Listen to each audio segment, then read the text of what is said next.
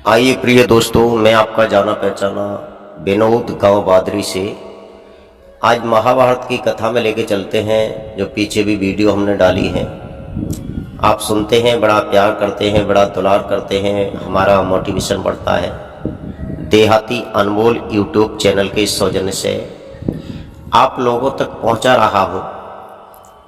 भक्तों, मैं आपको यह दर्शाने के लिए जा रहा हूं कि महात्मा व्यास के द्वारा और अम्बा और अंबिका के दो पुत्र पैदा हुए थे, जिनका नाम था चित्र और विचित्र।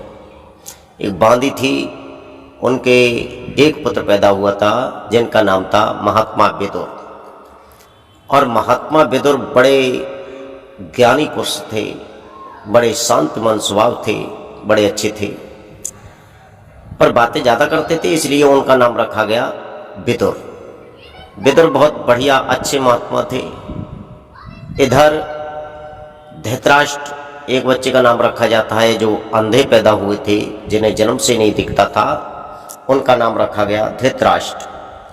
और धृतराष्ट्र और दूसरी रानी के जो पुत्र पैदा हुए ऋषि व्यास के आशीर्वाद से, उनका नाम रखा गया पांडु।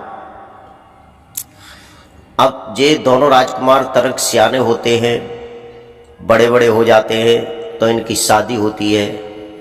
जो काबुल को पहले कहते थे गांधार नगर, गांधार नगर के राजा थे, उन्हें अपनी पुत्री गांधारी की शादी युधिष्ठिर के लिए कर दी थी, राजकुमार युधिष्ठिर के लिए।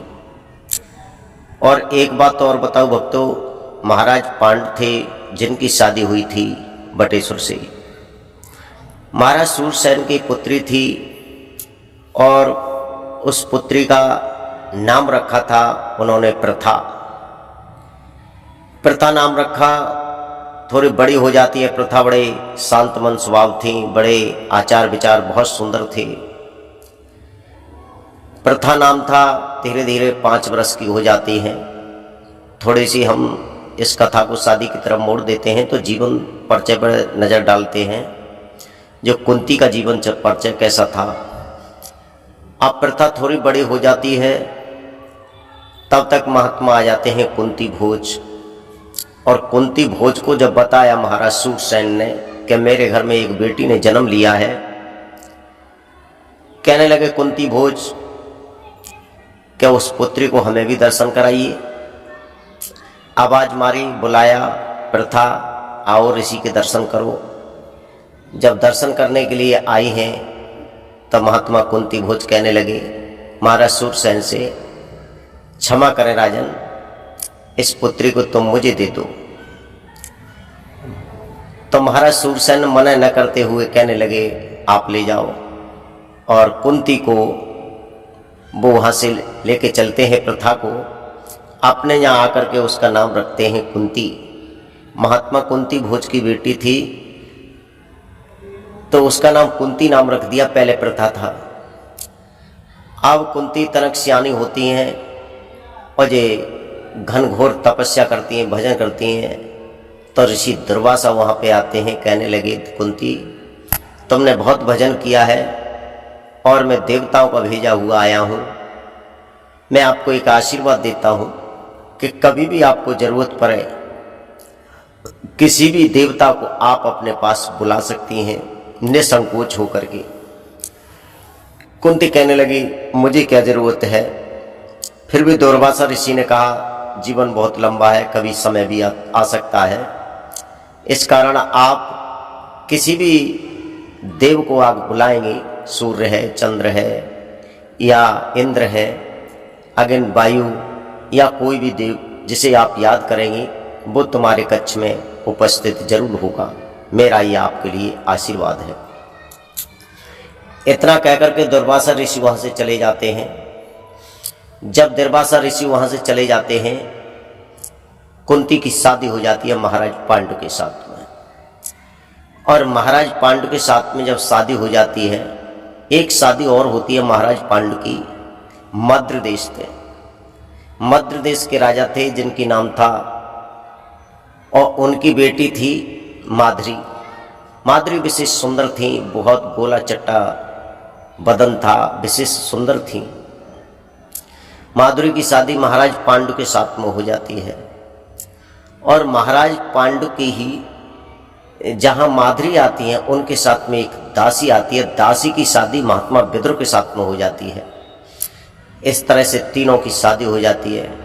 धृतराष्ट्र की हो जाती है, महाराज पांडु की 2 शादियाँ होती हैं और महात्मा विदुर की भी शादी हो जाती है। अब तो बड़े आनंदमय दिन काट रहे हैं। सत्यवती शादी करने के बाद में ज्येष्ठ पुत्र महाराज पांडु थे, उन्हें हस्तिनापुर का सम्राट घोषित कर देती हैं। अब हस्तिनापुर के जब राजा बन जाते हैं महाराज पांडु, एक समय का जिक्र है, कहानियाँ बताती हैं कि जब महाराज पांडु गए थे शिकार खेलने के लिए और उस समय एक हिरणी और हिरण का समागम हो रहा था, आपस में दोनों संभोग कर रहे थे। राजा ने नहीं देख पाया, उठा करके बाण मारा, तुरंत हिरण खत्म हो जाता है। जब इस स्थिति में हिरण खत्म हो जाता है तो हिरणी श्राप देती है, राजन तुम कहाँ के हो, कोई भी सही, इससे हमें कोई लेना देना नहीं है, लेकिन इस वक्त पर तुमने बाण मारा है, विशेष दुखदायी समय है और इस दुख भरे समय को मैं झेल नहीं सकती, सहन नहीं कर सकती। इस वजह से मेरी आत्मा विशेष दुखित हुए और मैं तुम्हें श्राप देती हूँ कि ज्यादा अपनी रानियों की सेज पर चढ़ोगी, संभोग करने की लालसा लेकर के जब महलों में जाओगी और तुम संभोग करते समय ही तुम्हारे ओट में प्राण निकल जाएंगे। ये श्राप दे दिया कि 2 रानियां हैं आपकी, किसी भी रानी से आप अगर मैथुन करेंगे और मैथुन करते समय ही आपके प्राण निकल जाएंगे, आपको बचाने वाला कोई नहीं होगा, मेरा ये श्राप है आपके लिए। जब हिरणी ने श्राप दे दिया है, महाराज पांडु बहुत गिड़गिड़ाते हैं, कहने लगे ए पशु, ए हिरणी, मुझे नहीं मालूम था कि आप संभोग में लीन हो रहे हैं तो मैं नहीं बाण मारता था, लेकिन मुझे पता नहीं था कि हिरण की जान चली जाएगी, मुझे क्षमा कर दो। हिरणी कहने लगी क्षमा करने का तो इसमें कोई अक्षर ही नहीं है और क्षमा मैं नहीं कर सकती, जो आत्मा का निकला हुआ शब्द वापस नहीं होता है। इतना कहकर के हिरणी वहां से चली जाती है। महाराज पांडु हस्तिनापुर आ जाते हैं। अब पूरे नगर में ये मालूम पड़ गया कि महाराज पांडु को ये श्राप लगा हुआ है, जिस दिन अगर कुंती से और माधुरी से संभोग करेंगे उसी दिन महाराज पांडु का देहांत हो जाएगा। महाराज पांडु जहाँ जनाना महल था वहाँ नहीं आते हैं, बिल्कुल नहीं आते, कदाप नहीं आते। क्यों? कि काम वासना एक ऐसी शक्ति है, आंखों से देखते ही मन में काम प्रचलित हो जाता है, कानों से सुनते ही मन में काम बढ़ने लगता है, महलों में नहीं आते हैं। अब महारानी कुंती को मालूम पड़ा कि महाराज को श्राप लग गया है, ये संभोग करते समय इनके प्राण निकल जाएंगे। तो एक दिन वो भक्तों, एक बात और पीछे रहेगी, मैं आपको बताता हूँ। कुंती जब कुंवारी थी तो महात्मा दुर्वासा ने ये श्राप वरदान दिया था कि जिस देव को आप बुलाएंगे वही देव आ जाएगा आपके पास। तो एक दिन कुंती ने सोचा कि दुर्वासा का ये वचन सत्य है या असत्य, तो उन्होंने सूर्य को जल दिया और हाथ जोड़ करके उनका स्मरण किया। स्मरण जब किया है तो सूर्य तुरंत प्रकट हो गए। सूर्य कहने लगे कुंती, मुझे क्यों बुलाया था तुमने? कुंती कहने लगी, नहीं महाराज, मैं तो आपकी परीक्षा ले रही थी कि आप आएंगे या नहीं, मेरे पास कोई काम नहीं है। सूर्य कहने लगे, जब आया हूं तो कुछ करके ही जाऊंगा।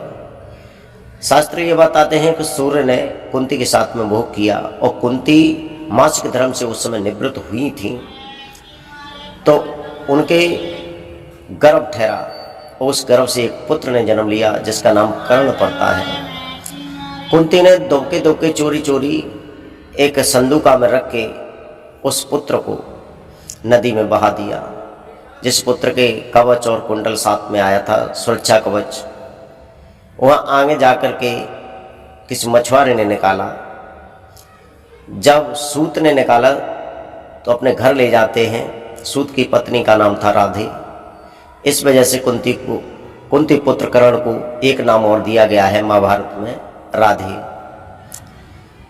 आओ उसके बाद में मालूम पड़ा है कि मेरे पति सेजों के काबिल नहीं रहे हैं, तो सोचने लगी अगर वो काबिल नहीं है तो मुझ पे एक मंत्र है, उस मंत्र के द्वारा मैं देवताओं के द्वारा संतान पैदा कर सकती हूँ।